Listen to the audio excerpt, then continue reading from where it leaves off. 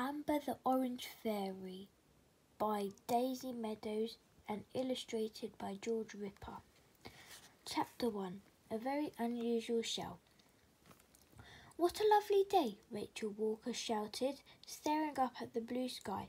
She and her friend Kirsty Tate were running along Rainspell Island's yellow sandy beach. Their parents walked a little way behind them. It's a magical day, Kirsty added. The two friends smiled at each other.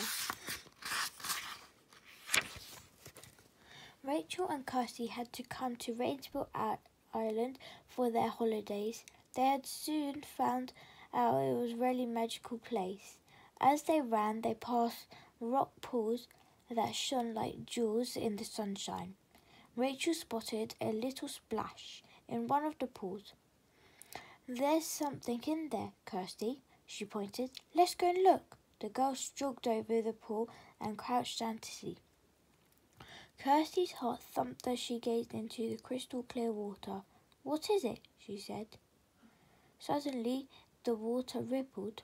A little brown crab scuttled sideways across the sandy bottom and vanished under a rock. Kirsty felt disappointed. I thought it might be another rainbow fairy, she said. So did I, Rachel sighed. Never mind, we'll keep on looking. Of course we will, Kirsty agreed. Then she put her finger to her lips as their parents came up behind them. Shh! Kirsty and Rachel had a big secret.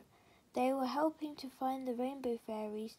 Thanks to Jack Frost's wicked spell, the fairies were lost on Rainspell Island, and until they were all found, they would be no longer colour in fairyland. Rachel looked at the shimmering blue sea. Shall we have a swim? She asked. But Kirsty wasn't listening. She was shading her eyes with her hand and looking further along the beach. Over there, Rachel, by those rocks, she said. Then Rachel could see it too, something winking and sparkling in the sunshine. Wait for me, she called as Kirsty hurried over there. Wait. When they saw what it was, the two friends sighed in disappointment. It's just a wrapper from a chocolate bar, Rachel said sadly. She bent down and picked up the shiny purple foil. Kirsty thought for a moment. Do you remember what the Fairy Queen said? She asked. Rachel nodded. Let the magic come to you, she said. You're right, Kirsty. We should just enjoy our holiday and wait for the magic to happen. After all, that's how we found Ruby in the pot at the end of the rainbow, isn't it? She put down her beach bag on the sand. Come on, race you in the sea. They rushed into the water. The sea was cold and salty, but the sun felt warm on their backs. They waved at their parents sitting on the sand and splashed about in the waves until they got goosebumps. Oh! Kirsty gasped as they paddled out of the water. I just stood on something sharp. It might have been a shell, said Rachel. There are lots of them around here. She picked up a pale pink one and showed it to Kirsty. Let's see how many we can find, Kirsty said. The two girls walked along the beach looking for shells. They found long, thin blue shells and tiny, round, white shells. Soon their hands were full. They had walked round the curve of the bay. Rachel looked over her shoulder and a sudden gust of wind whipped her hair across her face. Look how far we've come, she said. Kirsty stopped. The wind tugged at her t-shirt and made goosebumps stand out of her arms. It's getting cold now, she said. Shall we go back? Yes, it must be nearly tea time, said Rachel.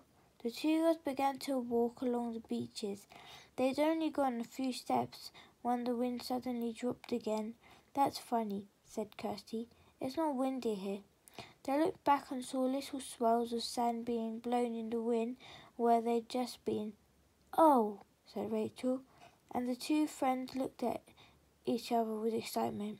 It's magic, Kirsty whispered. It has to be.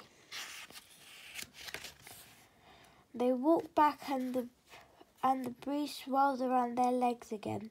The golden sand at the feet began to drift gently to one side, as if invisible hands were pushing it away. A large scallop shell appeared, much bigger than the other shells on the beach. It was pearly white with soft orange streaks, and it was tightly closed. Quickly, the girls knelt down on the sand, spilling the little shells out of their hands. Kirsty was just about to pick up the scallop shell when Rachel put out her hand. "Listen," she whispered. They both listened hard. There it was again, inside the shell. A tiny silvery voice hummed softly. Chapter 2. The Magic Feather. Very carefully, Rachel picked up the shell. It felt warm and smooth. The humming stopped at once. "It mustn't be scared," said the tiny voice. "I just have to be brave, and help will come very soon." Kirsty put her face close to the shell. "Hello," she whispered. "Is there a fairy in there?" "Yes," cried the voice. "I'm Amber, the orange fairy. Can you get me out of here?" "Of course we will," Kirsty promised. "My name is Kirsty, and my friend Rachel here is too." She looked up at Rachel, her eyes shining. "We found another rainbow fairy. Quick!" Rachel said. "Let's get the shell open." She took hold of the scallop shell and tried to put the two halves apart. Nothing happened. "Try again," said Kirsty. She and Rachel grasped one half of the shell and tugged, but the shell stayed tightly shut. "What's happening?" Amber called. She sounded worried. "We can't open the shell," Kirsty said, "but we'll think of something."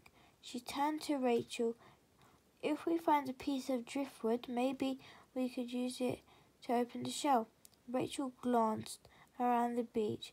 "I can't see any driftwood," she said. "We could try tapping the shell on a rock, but that might hurt Amber," Kirsty pointed out. Suddenly, Rachel remembered something. "What about the magic bags the fairy gave us?" she said. "Of course," Kirsty cried. She put her face close to the shell again.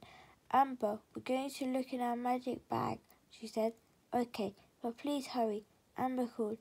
Rachel opened her beach bag. The two magic bags were hidden under her towel. One of the bags was glowing with a golden light. Carefully, Rachel pulled it out. "Look," she whispered to Kirsty. "This one is all lit up." "Open it, quick," Kirsty whispered back. As Rachel undid the bag, a fountain of glittering sparks flew out. "What's inside?" Kirsty asked, her eyes wide. Rachel slid her hand into the bag. She could feel something light and soft. She pulled it out, scattering sparkles everywhere. It was a shimmering golden feather. Kirsty and Rachel stared at the feather. "It's really pretty," said Kirsty, "but what are you going to do with it?" "I don't know," Rachel replied. She tried to use the feather to push the two halves of the shell apart, but the feather just curled up in her hand. "Maybe we should ask Amber."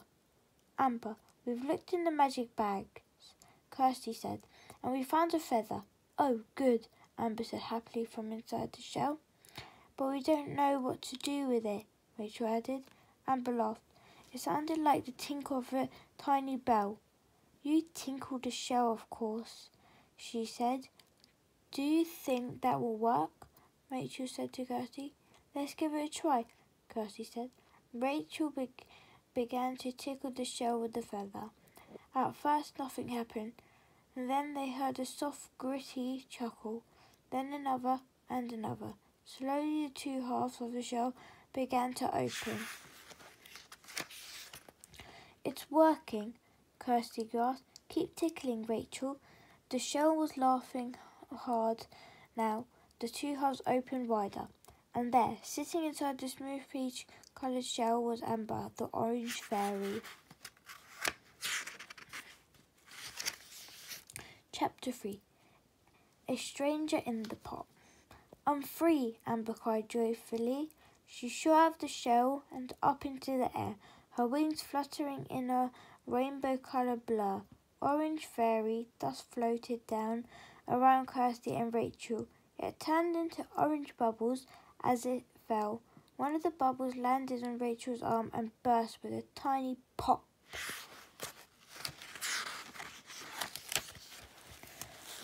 The bubbles smell like oranges, Rachel smiled. Amber spun through the sky, turning cartwheels one after the other. Thank you, she called. Then she swooped down towards Rachel and Kirsty. She wore a shiny orange catsuit and long boots. Her flame-coloured hair was held in a high ponytail tied with a band of peach blossoms. In her hand was an orange wand tipped with gold. I'm so glad you found me, Amber shouted. She landed on Rachel's shoulder, then cartwheeled lightly across to Kirsty. But who are you? And where are my rainbow sisters? And what's happening in Fairyland? How am I going to get back there? Kirsty and Rachel couldn't get a word in. Suddenly, Amber stopped. She floated down and landed softly on Rachel's hand. I'm sorry, she said with a smile, but I haven't had anyone to talk to. I've been shut up in this shell ever since ch1-3 banished us Fairyland. How did you know where to find me? Kirsty and I promised your sister Ruby that we'd look for all the rainbow fairies. Rachel told her. Ruby. Amber's face lit up. She spun round on Rachel's hand. You found Ruby? Yes, she's quite safe, Rachel said. She's in the pot at the end of the rainbow. Amber did a joyful backflip. Please take me to her, she begged. I'll ask our parents if we can go for a walk, Kirsty said, and she ran off across the beach. Do you know what is happening in Fairyland? Amber asked Rachel. Rachel nodded. She and Kirsty had flown with Ruby's Fairyland. Ruby had shrunk them to fairy size and given them fairy wings. King Oberon and Queen Titania miss you very much, Rachel told Amber. With no colour, Fairyland is a sad place. Amber's wings drooped. Kirsty was hurrying back towards them. Mum said we can go for a walk, she panted. Well, what are we waiting for? Let's go, Amber called. She flew up and did a somersault in the mid-air. Rachel pulled their short t-shirts and trainers out of their beach bag and both girls put them on. Rachel, could you bring my shell? Amber asked. Rachel looked surprised. Yes, if you want, she said. Amber nodded. It's really comfy, she explained. It will make a lovely bed for me and my sister. Rachel put the shell in her bag and they set off with Amber sitting cross-legged on Kirsty's shoulder. My wings are a bit stiff after being in the shell, she told them. I don't think I can fly very fast yet. The girls followed the path to the clearing in the wood where the pot at the end of the rainbow was hidden. Here we are, said Rachel. The pot is over there. She stopped. The pot was where they'd left it, under the weeping willow tree, but climbing out of it was a big green frog. Oh no, Rachel gasped. She and Kirsty stared at the frog in horror. Where was Ruby? Like and subscribe for our video. Thank you.